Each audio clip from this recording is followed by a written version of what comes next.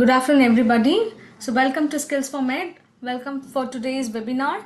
So, for the benefit of the newcomers, I would like to take you all through the quick introduction about us. So, we have been established in the year 2018 and we have been committed to providing comprehensive training program for the nurses to upskill them and to enhance the capabilities of the nursing professionals. And we have 1,000 plus nurses enrolled with us and 25 plus courses have done and 35 plus hospitals who have enrolled with us.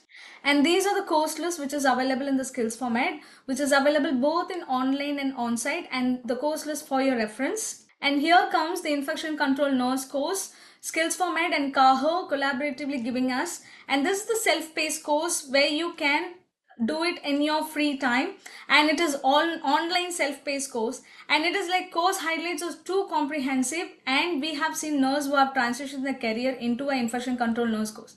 I have another exciting information about this. So based on the demand of the nurses and enroll into this program, we have extended this KahoCon 2025 offer till May 15, 2025. So the exact price is 24,000 and now we are availing at 11,999 inclusive of GST. So who all is yet to register for this, you can scan this QR code and you can log into this program.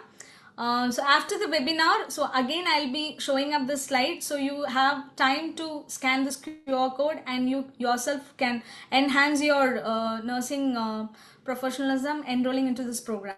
And to know more about our SkillsforMed courses, you can contact Ms. Jayanti. The number is on the display. To know more about us, you can even visit our website, which is www.skillsformed.com. So coming to the second week. So second week, we usually focus on elevating standards to achieve the excellence. So this is the first week. So first week we are into the elevating standard to achieve excellence. So the topic is on drops of insight, elevating everyday glucose check. So we are going to concentrate towards the glucose checks today. And this will be the interactive discussion.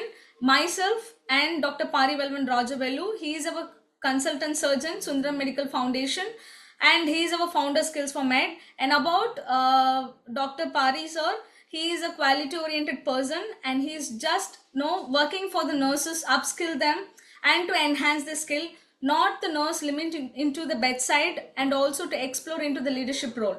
So I myself, Stella Townsend, I am the training manager in the SkillsforMed and I'll be equally presenting with sir today.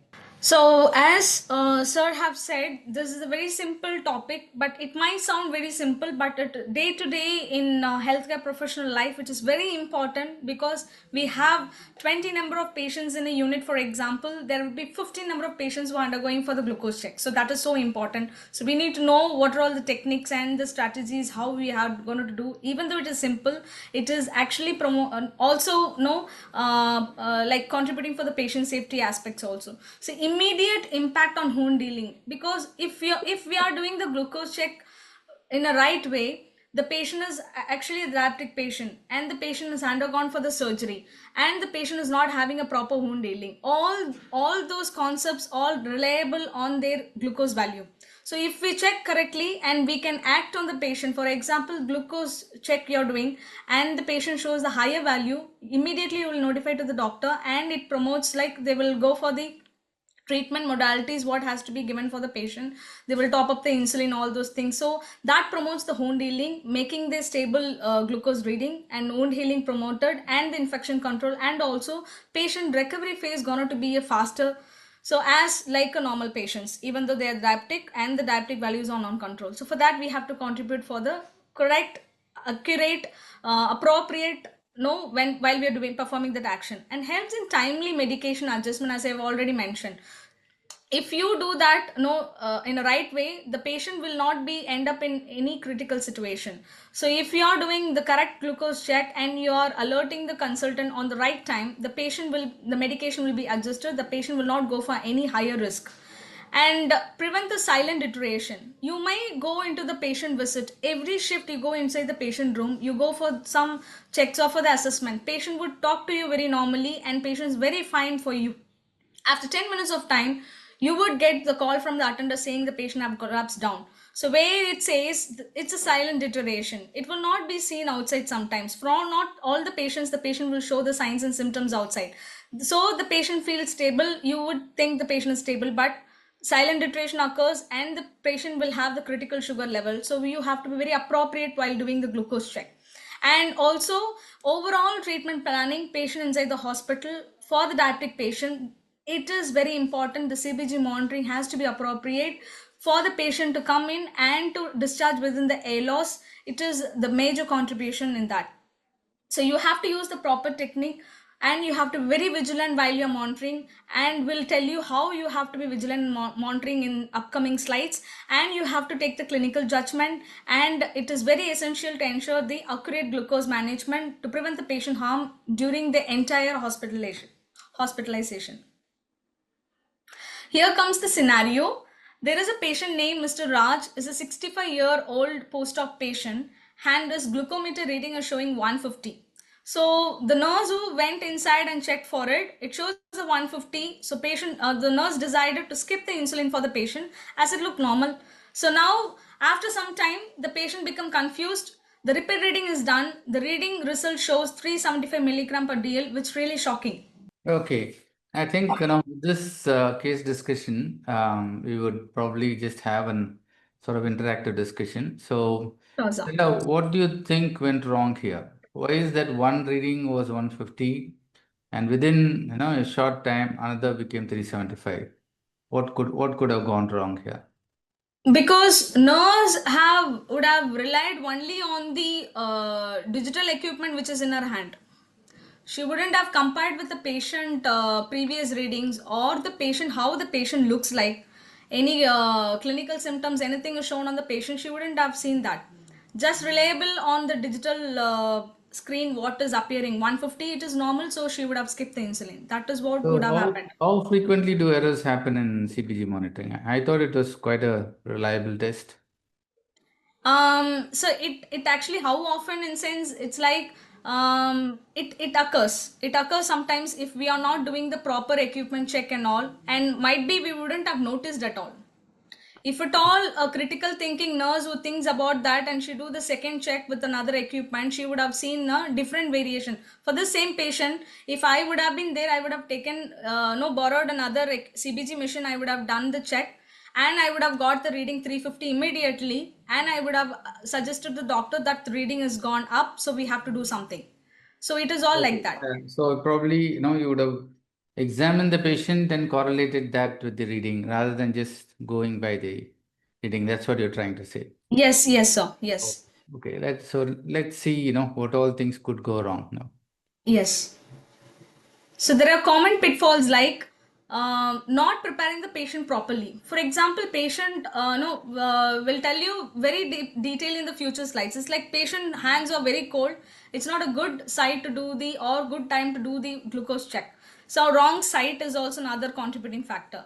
And not verifying the glucometer calibration or strip expiry. Before even you do the glucometer check, you have to check the glucometer calibration first, whether the glucometer calibration is up to date, and also the strip expiry is very important. And not confirming unexpected readings manually, because the patient would have been having a reading of 250, 350 like that, and all of a sudden the patient is showing 150. Really, you have to consider that why the patient have shown the different readings, and is that really matches with the patient clinical signs and symptoms and how the patient is like. And not rotating the puncture site, this is another reason. You wouldn't have, no, you are pricking on the same site for the patient who was on regular CBG check. For example, 2 hourly once you're doing the CBG check, you're not rotating the puncture site, then again it's going to give you a wrong value for you. And not following proper technique, like you are squeezing the finger to take the sample while the CBG, and it shows the poor sampling technique. And not documenting the glucose results immediately, that is another cause. We are all busy in the bedside, and equally we are looking after all the patients, but as far it's important, you have to document it immediately. When you check for the CBG, you have to document immediately without any delay. And not correlating glucose reading with patient's clinical signs, that is what I was trying to tell you earlierly. If you're having unexpected readings manually, and then you have to correlate that reading with the patient clinical signs. And not communicating critical value promptly to the care team. You all know you should have a critical value for the lab. The same way you should have a critical value for the glucose monitoring even. So if you see such kind of critical value, you have to alert to the particular consultant or to the diabetologist immediately for the appropriate action. So those are the common pitfalls which occurs, sir. Okay, so I think once you're talking about pitfalls, let's also cover the misconceptions about glucose monitoring. I think it's Yes. time to do that. Yeah, let's Yes, go. sir. Yes. So for the nurses, I would like to say, like, this myth will help them. What they were thinking so far, it is a wrong thing. So because most of the nurses or the healthcare professional performing the glucose check, what they would think, any small drop of blood is okay for the testing. It is not like that. The blood should be free flowing. You should not squeeze or to take, because usually what I have seen in most of the setup, they will prick the finger and then they will squeeze and then wipe it off, again squeeze and then take that for the sampling, which is very wrong. When we squeeze the finger, what we are doing and what is happening there, really it is like the real truth behind the myth is like all the blood things cells are getting distorted, and those distorted cells are going to give you the wrong reading for the patient. And a glucometer Yeah, reading I of think yes. also, there's more of plasma coming out than. Yes, interstitial fluid will come inside to the blood, and that shows the wrong reading for the patient. Yeah. Yeah, and the glucometer, this earlier we have discussed. So I think the glucometer, if it is showing 50, may be considered correct without verification. That is again wrong. We have to correlate with the clinical sign, and mismatch is there. Better to confirm with a venous sample. So that is actually collecting the venous sample. As usual, we are sending to the lab and then correlating with your CBG level and with a venous sampling, whether it is both are lying together. I wanted to know you to clarify this. I mean, if it shows 50, Yes, you sir. probably would, start the treatment anyway, before Yes. rechecking, right? I think we need to emphasize that. Yes, yes, definitely, sir. Definitely. Yeah. And there is another myth saying that somehow we need the strip to perform the procedure. That is also another wrong thing. Somehow you get the strip, still you have to know, you have to check the expiry date. How you check the expiry date before doing the medication administration? Triple check. So you don't have to do triple check here. You have to do at least one expiry check for the strip. Before taking the strip from the box, you have to check whether the strip is expired or on date. So that is very important, because expiry date still give you the wrong reading for the patient. So that is another myth which is entirely false, and this is the truth about behind that. And the skin can be pricked immediately after using an alcohol swab. That is also wrong. You are too busy, but this is also the important procedure for the patient. One prick, you cannot do too many pricks. So one prick that you do appropriately in a right manner. So wait for the alcohol to dry, and then you have to do the prick and perform the procedure and take the no results in hand. So because if you're not drying, leaving the space for drying the alcohol, the residual alcohol will interfere with the blood results, and it's going to give you the wrong results. So this is the another thing. So do you want to add something with this? No, I think this is such an important thing you pointed out, because these are very, very small things which are usually overlooked, and people don't even say this during the training. The CBG Yes. monitoring training, I think allowing the alcohol to dry is an important thing which you pointed out. Yeah. Yes.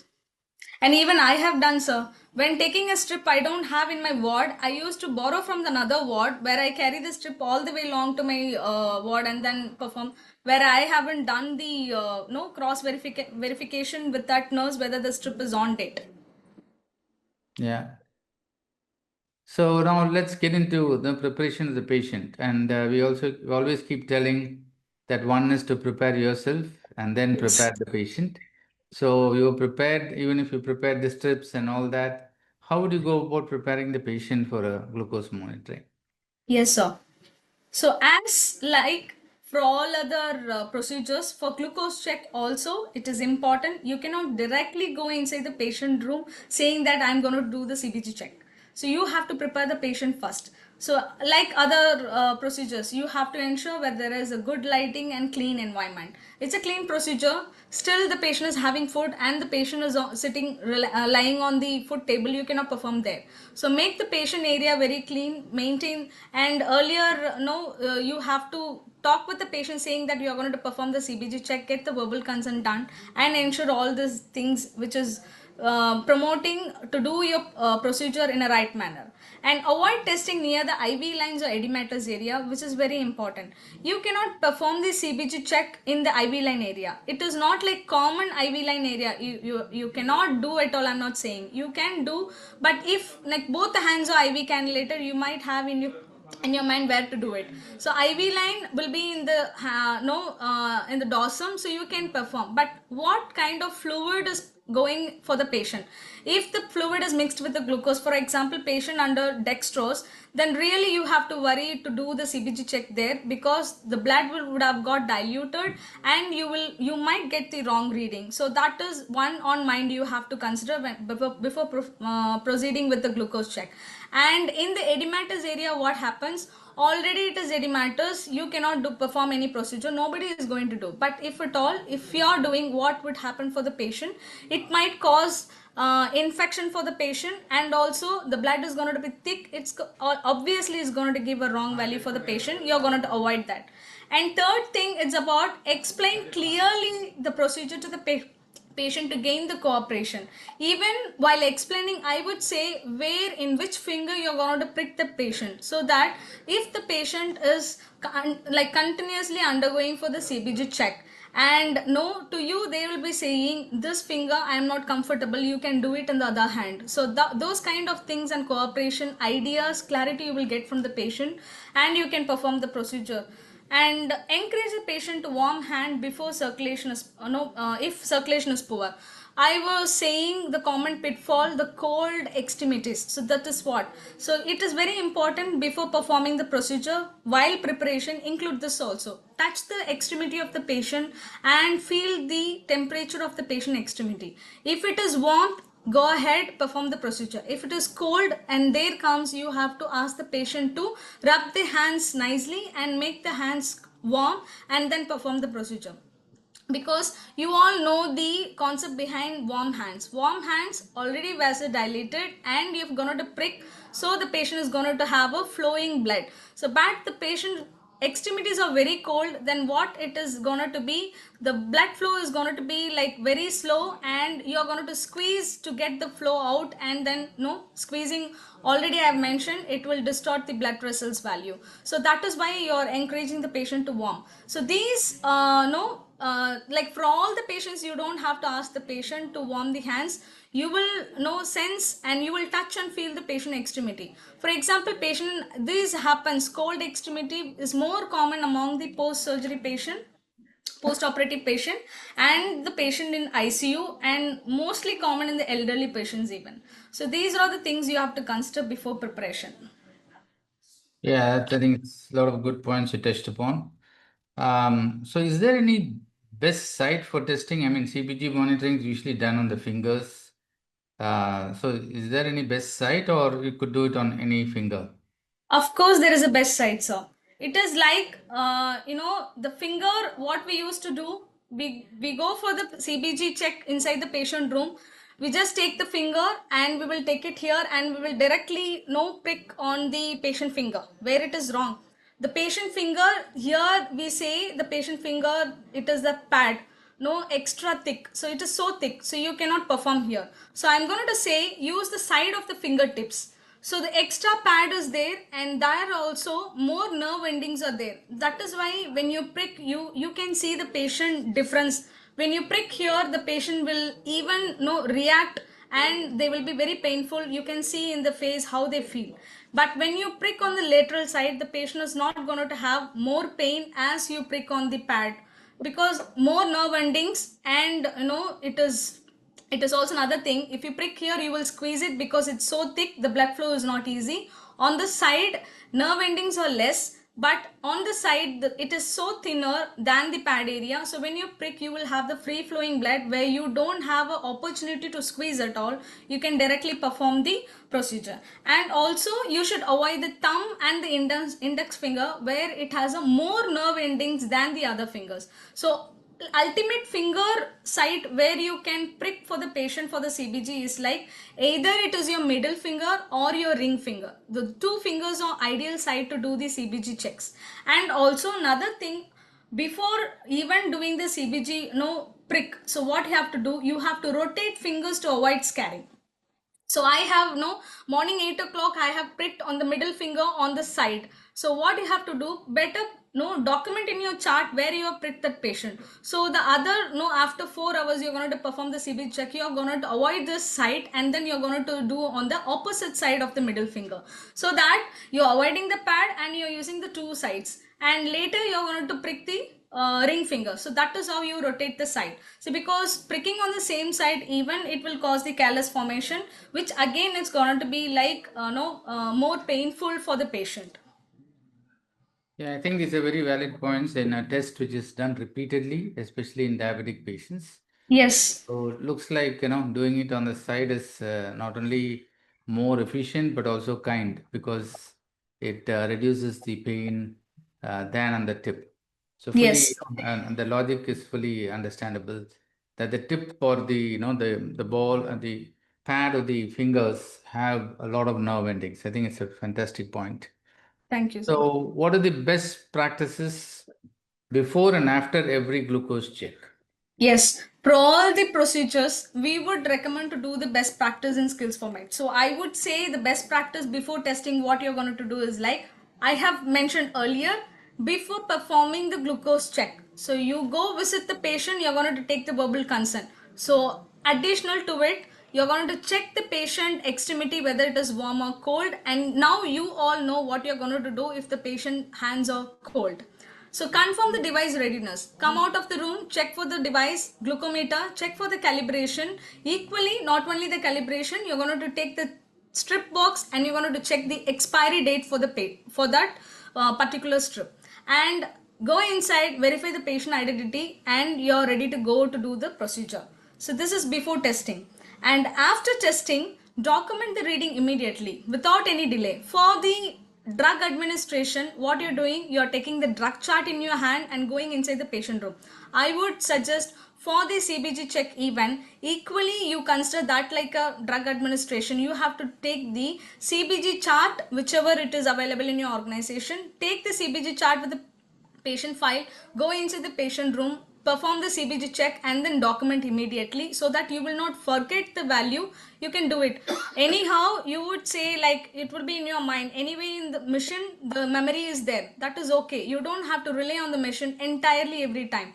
You check immediately and document immediately. That avoid lot of mess in your environment. And monitor for the trend, not just number. After testing you get the number, you have to correlate with the patient clinical symptoms. And also the importance of taking the CBG chart in your hand. You taking the CBG chart while you're documenting. Again I would compare this with the medication chart.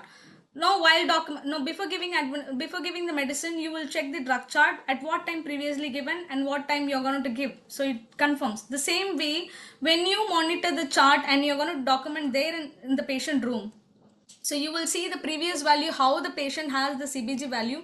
Now currently, is there any deviations? So all four values in the CBG chart would be like 150 something. All of a sudden it's 350. It's really a considering thing. No, so you have to inform to the consultant. So all those eye-opening points will come only when you're taking all the chart at the patient bedside with the CBG chart and you're doing that. And third thing, communicate critical value without delay. You cannot delay the critical value. You're busy at the patient bedside having a lot of patients. So you have got the critical value for this patient. Immediately assign all those patients to some other nurse, and your first priority is to give a call to the consultant and inform about this critical lab value so that you can take care of the patient and promote the patient safety, and you can do the appropriate action to the patient on the time. So here comes the 6 steps, 60 seconds equal to safer care every time. So each 6 step will be explaining you. So step 1, check the glucometer. So you're going to check the calibration, all those things. I'll tell you step by step in the future slides. Step 2, it is about prepare the patient. Step 3, about perform the procedure correctly. Step 4 is evaluate the reading. And step 5, document immediately. Step 6, escalate when needed. If you do all the 6 steps and the patient's in the safer hands, always prioritize the patient safety over repeating the test. So that is the concept behind this 6 steps. Step 1, what we were saying is about check the glucometer. So you have to check the battery is okay. So not just check the glucometer and it is there available in your CBG kit. Everybody in ward, most of the ward, they will have CBG kit. So glucometer is there, yes, it is there. Do not take to the patient side. What you're going to do is like open the, no, you have to turn it on and check whether the really the glucometer is working. Sometime battery would have gone, so you have to do the battery check. Calibration is up to date and all the test strips are valid, not expired. If the glucometer is not working correct, if no, before proceeding to the next step, and then no, you can borrow the glucometer from other department. So that, because most of the time we check the glucometer and then we go to the patient room and turn it on, it's not turning on, again going out of the patient room. To avoid all those such things we have to do. And step 2, prepare the patient. So confirm the patient identity. As usual for all the procedure, you are going to confirm the patient identity and warm the hands. I have told you why it is so important. And choose the side of the fingertip, as because less nerve endings and the free flowing blood, not necessary to squeeze if you're doing the prick in the lateral side. And also not ensure the patient preparedness before moving on to the next step. That is important. Confirm identity, directly you don't go and do the prick. You have to talk with the patient and get to know that patient is ready for the prick. That is why I told, while preparing itself, you have to tell in which finger, on which side you're going to prick, so that patient may even have some concern to tell to you. And perform the procedure correctly. So clean the site with the alcohol, always applying the alcohol, allow it to dry, and then you have to puncture at the side of the fingertip, not at the center. Extra padding system, you're not going to prick here, you're going to prick on the sides. I'm sorry, not on the index, on the middle finger or in the ring finger. And don't squeeze the finger hard, because squeezing the finger hard will distort the values. Better not to squeeze at all. Evaluate the reading, check the following, like, is the value expected? So as soon as you get the value, of course you have to document, but before documenting it, with the CBG chart, you're going to evaluate whether the reading on the machine and reading in the CBG chart, the previous values are right or wrong. So you're going to evaluate that. So that evaluation is very important before even documenting it. And also correlate with the patient clinical sign, whether it matches. So if all says yes, and document and continue for the next step. Else, if there are any deviation, you're going to inform the doctor, take the venous sampling and send it to the lab, and you will be doing the manual method to check for the patient CBG value. And document immediately. So after evaluating all, yes, I have said you can proceed with the documentation. So you will have the CBG chart at the patient bedside itself. It's in your hand now. So you will do the chart the number accurately. You should not do any overwriting while documenting the CBG value. So same like drug chart. I'm telling you continuously, because same like drug chart, the CBG chart is important. It is not a simple chart. You cannot overwrite. Overwrite values are not reliable for the consultant or any other nurses or colleague who are going to take handover from you. If it is overwritten, then you're going to ask the question. So you should not overwrite. You have to be very careful, vigilant when you're documenting. Mark the critical value clearly. Either you can highlight it in the red color, because most of the in our TPH or what we would say, all the critical value will be highlighting in the red color. So the same way you can do in the red color and communicate the urgent results to the doctor. So escalate when needed. You should know where you have to escalate. You should not escalate all the normal values to the doctor to disturb them. You have to know where you're going to escalate, where the patient is going under risk, whether it is hypoglycemic or hyperglycemic, or patient is drowsy or confused or unstable. All these 3 things are happening for the patient. You will automatically escalate to the doctor and you will take the appropriate action. So these are the 6 steps which would help them in the daily routine while doing the CBG check. Yeah, I think that was a good summary. I think you probably should, just do this part as a small YouTube short. It, Okay. the whole thing, all the steps of doing the CBG, especially the glucometer. I want to know. I've seen several times, even for my own relatives. The nurse will come inside, switch it on, and then find it's not working, and then they'll go out. So it looks, Yes. unprofessional. So if you go into do this in a very methodical manner, definitely you can avoid all that. So let's Yes. quickly go through the normal ranges. I'm sure most people are aware of this, but just Yes. completeness, go through the normal ranges and what are the values which will be the red flags, and you need to escalate to the doctor. Sure, sir. As you all know, the normal value range is like normal fasting CBG is 70 to 100 milligram per DL. Like, and the post meal CBG will be like less than 140 milligram per DL. This is the normal range.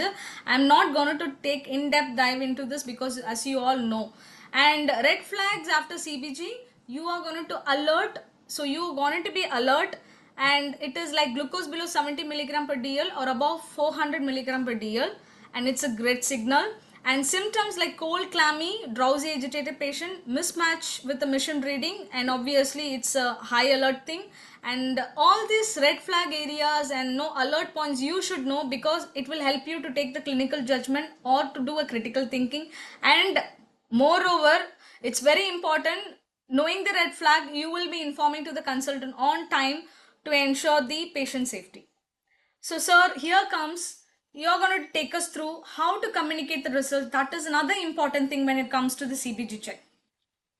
Yeah, I think particularly put this because there was an incident which happened no, in one hospital where from the ICU, the nurse rang the doctor and said the patient's CBG was 527. But somehow the consultant heard it as 27. So he Okay. didn't actually expect it because this patient always had, very high sugar values, and he couldn't understand why it was so low. So he said, please repeat it. So the nurse repeated it, and the value came as 529 or something like that, something very close to what it was. So when she called the doctor, she said, no, it is the same. She didn't actually say the numbers. Because 527, 529, it was just a few things away. So she just said, no, it is the same, doctor. So then the doctor said, no, let's give insulin. Okay, I'm sorry, dextrose. Dextrose. Because it was, he heard it as, he still thinks it is 27. First, he thought it was 27 because, no, it is so low. Then he said, give, dextrose. So you could have imagined, such a error Yes. has happened by miscommunication. And this is not a story, it is actually something which actually happened. So this is the reason communication is so important, and many hospitals have this routine of CBG monitoring and informing to the doctor. If you really think, look at the number of patients and the number of times the nurses are going to call up the doctor to tell about the CBG, it'll be quite a lot, and there is more chances of error. So what we need to do is practice read back approach. So I think this read back approach is very simple. So you need to, can you put the next slide? Yes. So this critical results, are, as I told you, you need to confirm the patient's name and the test result. So tell about the patient name, which ward the patient is, and then they tell the result, and document that the readback was completed. So this is also known as closed loop communication. And what you need to do is is there another slide for this? Yes. Yes. Yeah. Yeah, so you need to tell that this patient's glucose value is 527. And then the person who's listening should repeat back saying it is 527. Okay. So that is very, very important. This is also known as closed loop communication. You would have heard about closed loop communication in ACLS training and ATLS training and all that, but it is equally important in communicating with the glucose values. So normally, we talk about readback when you take results from the lab. So from the lab, if they're telling the, say, same glucose report, you will listen actively. You will repeat, you will repeat back saying it's 527. Then write it down 527 in your case sheet and then read what you have written in the case sheet. That is why it is known as read back. Otherwise, it will be repeat back. So documenting it is, and then reading the documentation is actually read back. But in your communicating to the doctor, then you have to focus on repeat back and closed loop communication. So make sure that the doctor repeats back the value.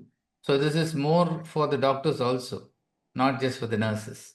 So if that particular doctor had repeated it back, or is it 27? If he had asked, then definitely that error would not have happened.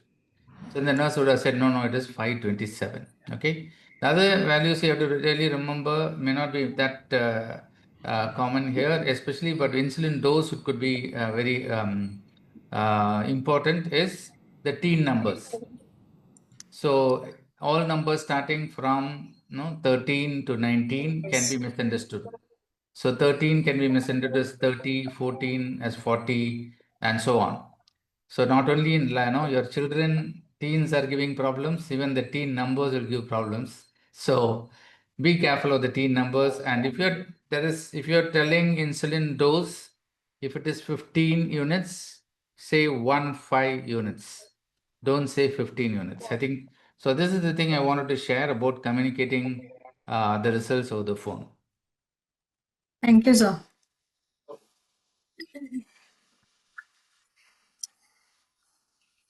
So I think we have come to the Yeah. almost the end of the webinar. So can you just summarize the best practices Yes, sir. documenting the So group? about the documenting, so as I've told, you have to maintain the CBG chart very clearly because that is a chart which is going to talk about that particular patient. So you have to read the glucose reading immediately after testing. So that is like you have to write it down immediately after testing. And before writing down what you're going to do, you're going to evaluate the test and then you're going to document it. Write legibly, that is very important. You cannot do all the cursive handwriting as same here again comparing with the drug chart. Full caps and the number has to be legible. It should be understandable. 6 should not be look like a 5 or it is 6. It should not be quite confusing. The numbers has to be like standalone. It should be like bold, standalone. Write it properly and highlight critical value, like even putting a box or color code like red, something like, so that who is looking into the chart, whenever the patient CBG level have went up or down, they can looking onto the chart in one glance they can find it out how the patient is now. And also equally you have to mention the date, time and testing site if needed, or I would suggest it is really needed. You can even see the sample sheet which is here, like you have to mention the date when you're checking the CBG and the result and unit of insulin given, which is order taken from the doctor, and where you have done the CBG check. That site is very important. I told you, right, like you have to rotate the site. For that you have to check the site and the nurse signature or the nurse name better for the better clarity who have done that, and ensure no overwriting, which is already clearly explained, and double check entries before shift handovers. Shift handovers are happening, how you give handover for each shift, it's equally important. The CBG chart you're going to read out, and then the other person who's taking the handover who will be looking vigilantly into the monitor, like whether what you're saying in the chart, whether it is documented properly. All those things has to be ensured. So coming to the summary part, so essential step for safe and accurate glucose monitoring. Now we are going to eliminate all the common pitfalls which is going to cause the wrong error during the CBG check. So prepare the patient, ensure warm hands, and choose the correct side. Only in the middle finger and the ring finger, only on the lateral side, not on the padding system you're going to prick. Because if you prick in the pad, you're going to squeeze, which is not recommended. Only on the lateral side you're going to prick, and you're going to take where the free flowing blood will be coming. And also on the pad side, I have told you more nerve endings, which is like more painful for the patient. Verify glucometer calibration, it is very important. Equally you have to going to check the expiry date of the strip and follow the correct technique. Rotate puncture side to prevent scarring. It is no already emphasized. And correlate the glucose reading with the patient clinical signs. That is important before no evaluation part. It is very important before documenting the value. And document glucose reading immediately after testing. You cannot postpone the documentation part when it comes to CBG. And communicate critical value promptly to the care team. That is explained with the red flag critical values, where you will have no, you should be alert when you're getting such value. Promptly you're going to communicate with the care team. And best practices, here comes the mnemonic. So it is checks. It is like check the calibration. C stands for calibrate, ensure the glucometer calibration. H stands for hand preparation, clean site with alcohol, let it dry. And you are ready to do the procedure. Beforehand, you have to check the expiry date of the strip, not expired. C stands for clinical sign. Before even pricking, even you can see how the patient, whether patient is alert, drowsy, active, how the patient is. So that means a lot. And K stands for keep site correct. Use lateral finger for the prick. Avoid index or thumb. And S lastly stands for safe disposal. Sharps, bin and biomedical waste to dispose used items. So this is the mnemonic for the easy remembrance. And Okay. yes, sir. That was good. Yeah, Yeah, thanks. yeah. At last, I would like to say, all the healthcare professionals, we do the CBG check for the patients, and also we are capable of implementing, no, our clinical judgment and the critical thinking. It's very important, and we all do that. So that is why I have put this line. We don't rely on the digital story. So glucose number tells a story, but the best nurse, no, she knows how to read between the lines. So she do the critical thinking, does the clinical judgment, and take the appropriate action in order to know, to enhance the patient safety. Thank you, everyone. So Thank this you is so all. much. I think that was really, very informative. As is common test which is done all the time, and there is so much to learn about that. Thank you so much. Thank you, sir. So we are going for the Q&A session. Okay. So people who want to ask any question can either put it in their Q&A box, which is in your Zoom thing, or you could put in the comments. But Q&A will be preferable. So comments, a lot of other things will be happening. Or if you want to add something to us verbally, or you want to tell your point of view, please raise your hands and you can unmute yourself. So I wanted to just, I was checking the comments, and there are two things. One is, can you explain about HbA1c? HbA1c, yeah, it tells you the aggregate glucose value of the last no 2 3 months, and it is more like a test of the compliance or how good the glucose control is. So the best practice for doing HbA1c is in an outpatient practice for a diabetologist is they need to check them every 6 months at least. So that is what the American Diabetic Association recommends, that you need to do HbA1c at least every 6 months. Can you use HbA1c as a screening? This was a question which is asked by my postgraduate.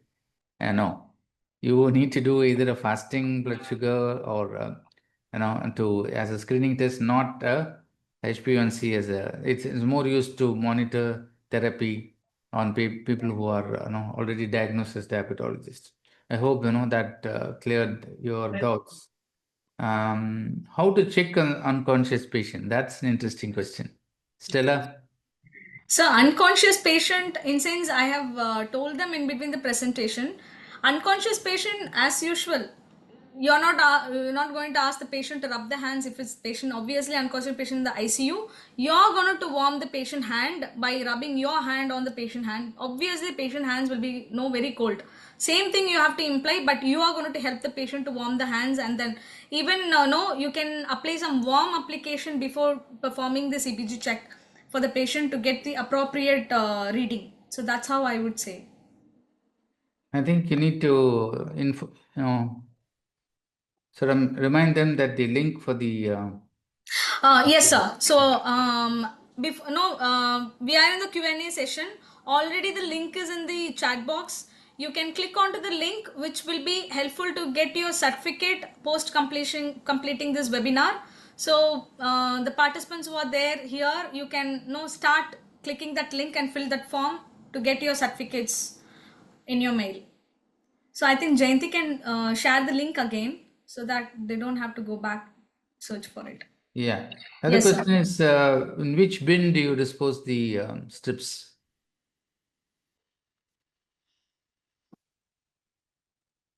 Sarah, did you hear me? Yeah, yes, sir. Hmm. CBG strip in the Thinking. yellow. It's plastic, right? It's the plastic red, Infected even plastic. if it is, yeah. Yeah. So don't think of CBG strips. Think of the what it is made of. So then there is no doubt about that. Yeah, it's a plastic infected with blood, And so I put it in the it's red. got the patient's blood, so infected plastic. So Yeah, it goes to the red. red, okay. Okay. And Dr. Sunitha Thomas is asking terminal phalanx, side of finger. I don't understand the question. Where it is, sir, actually? It's in the Q&A. Okay. See, what Stella was trying to point out Okay. is the index finger and the thumb are the most sensitive of all our fingers. So it is a good practice, or you're kind to the patient if you don't use these two fingers. So I think that, as a compassionate healthcare worker, I really like that. Okay, avoid it. All other reasons apart, avoid it, because this is where it causes a lot of people have actually complained. After the CBG, I have problems when I pick some things up. So avoid it. When you these two fingers, and pricking the side of the finger again. It'll avoid when you are actually pain here when you touch. More than that, should be free flow of blood. The skin is thinner, and that it is why that is the logic behind it. So that is the reason why it is told. I hope this answers your doubt. Every time, Yes. is it possible to double check? I don't think you spoke about double checking, did you? No, double check. It's only during the handover, no document handover when they're doing. Yeah, So yeah. that time they have to do No, the. see, I think she said doubly check, not double Okay, check, okay, okay. right? So when make sure the values are already entered and documented. Okay. And ventilator patients, yes, we already discussed that. Rotate the site to prevent scar. Yes, I mean, again, Yes. it's So one because is yeah. yeah, more than scar. I think it's repeated pain in the same fingers, and for long term, you're talking about diabetic patients of 20 years, 30 years. Who keep on using one finger, they can develop scarring. So that's the reason. I think we said it is you have to rotate this site. And also there will be callus formation. In future, they cannot perform any CPG check in that finger on the particular side. So They're that is using not, the same swing, same site yeah, again and again. yes. HbA1c, does it need to be fasting? That is an interesting question. Never thought about it. I think we need to check So, that. our admin manager is saying yes. She's a diabetic, no. She's a So, patient, but we will clarify this in so we the. will clarify Yeah, and say. I think I'm not clear about that. And random blood sugar in a glucometer, directly transferring blood sample, checking RBS using venous blood. No, no, no. So you're No, telling that you collect blood from the syringe and then put the one drop onto the CBG thing. it is again a wrong thing. Okay, you can't say wrong. It's not good practice. Yeah. Okay. Um, check was It, too good. Add Dr. D is for documentation for that acronym. Uh, okay. D is for documentation. R is for readback. Okay, we can Okay, improve thank on you the so much. acronym. Yeah, Thank yes. you, Christy, for that suggestion. Um, So check the doctor, keep the doctor in check. So all the nurses will love it, this acronym. Okay. Right. So check DR. Every time we did that, and if glucose is 50, reassessment is necessary. I knew this confusion will happen when you discuss, and in fact, I clarified that. in our discussion also. You need not check every time. If the patient's general condition is not matching, patient is fully alert, sitting up, having a chat with you, and the CBG value is 40. Obviously, you need to recheck. I think that is what Stella, isn't it right, Yes. Stella? Yeah, That is what I was mentioning. yeah. So that's what no, was meant. So the point here is correlate with the patient's general condition and signs and symptoms. Just don't go by the value. That was the point being made there. So that I think that's good. There is some Lastly, appreciation. lastly, one JKNMH hospital, Prasanna Lasa have said they are discarding this strip in the yellow bin. That is again, I think, depending on their organization or Yeah. protocol, where to No. discard. I think we need to check on this. Yes, yes. This is So what both the things, no, we'll get back to you in the webinar group.